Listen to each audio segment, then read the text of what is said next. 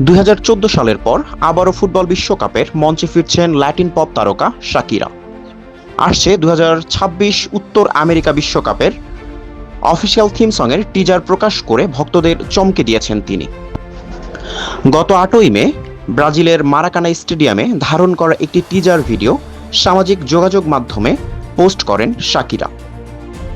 এতে দেখা যায় এবারের বিশ্বকাপের আয়োজক 3 দেশ মেক্সিকো, যুক্তরাষ্ট্র ও কানাডার পতাকার রঙে সেজেছেন একদল নৃত্যশিল্পী। তবে ভক্তদের সবচেয়ে বেশি আকর্ষণ করেছে 2006, 2010 ও 2014 সালের অফিসিয়াল ম্যাচ বলগুলোর উপস্থিতি, যা মূলত গত 3 আসরে শাকিরার কালোজয়ী গানগুলোর প্রতি সম্মান জানাতে যুক্ত করা হয়েছে। অফিসিয়াল থিম সঙের টিজার প্রকাশের সাথে সাথেই বিশ্বকাপ শুরুর ক্ষণগণনা শুরু করেছে সারা দুনিয়ার দর্শকরা। মোহাম্মদ জাহিরুল ইসলাম, বাংলাদেশ মেইল।